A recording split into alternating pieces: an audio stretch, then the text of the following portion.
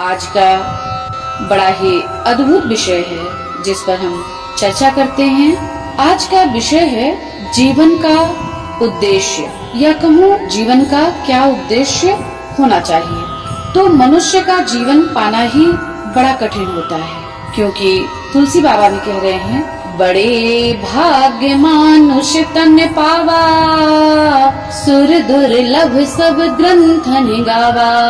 बड़े ही भाग्य से मनुष्य का तन मिला है, क्योंकि यह तन देवताओं को भी दुर्लभ है और ऐसा सभी ग्रंथों ने गाया है। अगर मनुष्य का जीवन हमें मिल गया तो उसका उद्देश्य बड़ा सार्थक साफ होना चाहिए। सभी शास्त्रों ने, संतों ने एक मत से यह बात कही है, तो यह बात जरूर सत्य है। मनुष्य का तन हमें भगवान की अहेतुकी कृपा से प्राप्त हुआ। अब इसको सार्थक कैसे करें? तो मनुष्य का तन मिल गया, अब ये हम पर निर्भर करता है कि जीवन की जय होगी कि जीवन जाया होगा, या साधारण शब्दों में कहूँ, जीवन की जय होगी या पराजय होगी। क्योंकि मनुष्य में भगवान ने वह सब दिया है जो भगवान में स्वयं है। वह चाहे तो सुख प्राप्त करे और मनुष्य चाहे तो दुख प्राप्त करे। यह हम पर ही निर्भर करता है। परंतु ऐसा हर समय हो नहीं पाता कि हम जो सुख के लिए कार्य करते हैं वह कार्य दीर्घ समय तक हमें सुख प्रदान कर सके। वह सुख क्षणिक भी हो सकता है, या वह कार्य सुख के बदले हमें दुख भी दे सकता है। और सुख प्राप्त हुआ है तो कितने समय सीमा के लिए है यह कोई निश्चित नहीं है। परंतु हम हर कार्य करते हैं सुख की ही सोच से, पर कई बार ऐसा होता नहीं कि जैसा हम सोचते हैं वैसा परिणाम भी आए। और मानस भी कहती है, होए वही जो राम रचि राखा। तो हमें भी अपने जीवन के उद्देश्य को, जीवन की बागडोर को अपने बल के सहारे नहीं, बल्कि सच्चिदानंद घन परम कृपालु और गुरुदेव भगवान के मार्गदर्शन में जीवन का सारा ताना बाना बुनना चाहिए, या कहूँ जीवन की सारी रचना उन्हीं के इर्द गिर्द होनी चाहिए। क्योंकि हम जो कार्य करेंगे वह अच्छा और सुखद परिणाम लाएगा यह कोई निश्चित नहीं है। परंतु जो गुरुदेव और भगवान की कृपा में जो कार्य होगा वह जरूर सुखद परिणाम लाएगा। तो अगर अपना सोचा ना हो तो हमें भगवान की इच्छा समझ के स्वीकार कर लेना चाहिए और प्रभु को धन्यवाद देना चाहिए। क्यों? क्योंकि बड़ी दुर्गति से शायद प्रभु ने हमें बचा लिया। जब हम भगवान के आश्रित होते हैं तो प्रभु हमें बड़े भारी दुख से बचा लेते हैं, जिसका हमें भान भी नहीं होता। और यह बात सत्य है। हमें तो नहीं पता होता कि हमारे लिए क्या अच्छा है क्या बुरा है, लेकिन भगवान को तो सब पता है कि हमारे लिए क्या अच्छा है क्या बुरा है। तो भगवान पर हमें पूरी आस्था और विश्वास रखना चाहिए और रहना है हमें इसी संसार में, इसी जगत में रह के हमें अपने सारे कार्य करना है। साथ ही हमें अपने उद्देश्य को भी अपने साथ रखना चाहिए।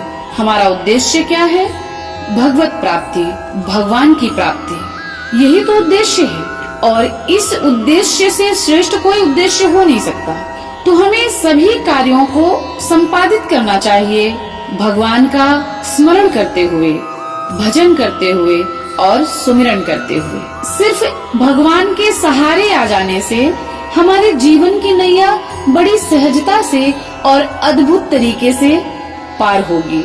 भगवान तो स्वयं कहते हैं, जो चली हो तू एक पग, हो चली हो पग 60। तो हमें एक पग तो बढ़ाना ही होगा ना, क्योंकि भगवान को हमारा एक पग अवश्य चाहिए। जैसा कि हम सब इस कथा को भी जानते हैं कि जब तक द्रौपदी जी ने अपने बल का भरोसा किया, अपने बंधु बांधवों का किया और अपने पतियों का विश्वास किया, प्रभु सब देख रहे थे, प्रभु नहीं आए।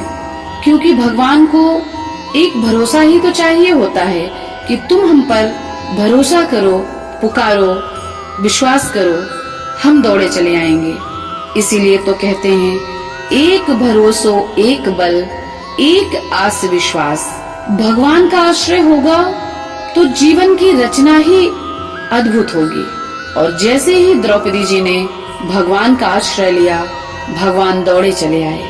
और ऐसे परम कृपालु भगवान को हम भूल गए हैं इस दुनिया की चकाचौंध में।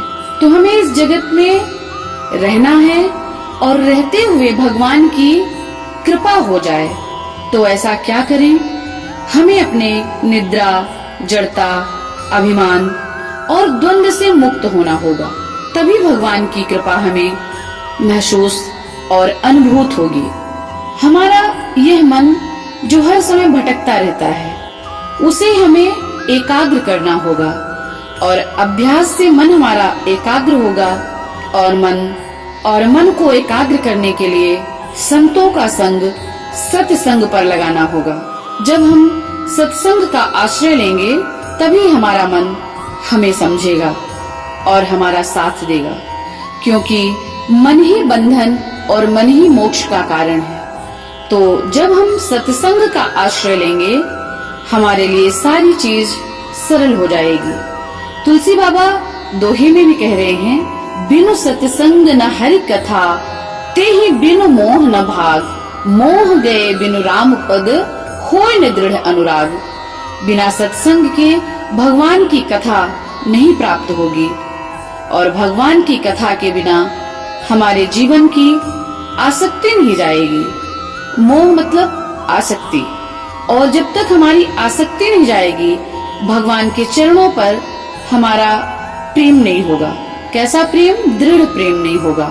फिर तुलसी बाबा कहते हैं, बिनु सत्संग विवेक न होई, राम कृपा बिनु सुलभ न सोई। सत्संग की आवश्यकता विवेक के लिए भी है। सत्संग के बिना विवेक नहीं होगा। हमारे ज्ञान को विवेक की आवश्यकता है। ज्ञान से नहीं, विवेक से ही जीवन के जंग को जीता जा सकता है। तो हमें सत्संग का आश्रय लेना होगा और अपनी श्रद्धा, विश्वास, भरोसे को नित्य नूतन रखना होगा।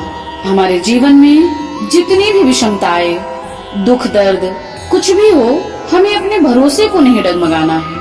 अगर भरोसा कायम रहा तो समझना जीवन की जंग में अद्भुत जीत होगी। और जीवन का ये जो जंग है, अद्भुत परिणाम लेके आएगा। कहते हैं ना, अंत भला सो सब भला। और जिसका अंत बन गया, उसका जीवन अपने आप बन जाता है। तो समय को नष्ट किए बिना अपने जीवन के उद्देश्य को सार्थक करने के लिए अपना मार्ग प्रशस्त करना चाहिए। जीवन भर खटर पटर तो चलता ही रहेगा। इस खटर पटर पर ज्यादा ध्यान देने की आवश्यकता नहीं है। भगवान का स्मरण, सुमिरन और उन्हीं के भरोसे से अपने जीवन की नैया को ले चलना है। आज की चर्चा को यहीं पे विराम देती हूँ। यह सारा विचार मेरे गुरुदेव संतों की कथा, सत्संग से प्राप्त हुआ और मेरे पिताश्री जगन्नाथ जी से पाया हुआ था, जो मैं आज आप लोगों को प्रसाद के रूप में बांट रही हूँ। मेरा अपना कुछ भी नहीं है इसमें। तो आप सभी के हृदय में विराजमान प्रभु को प्रणाम करती हूँ। ओम हरि ओम।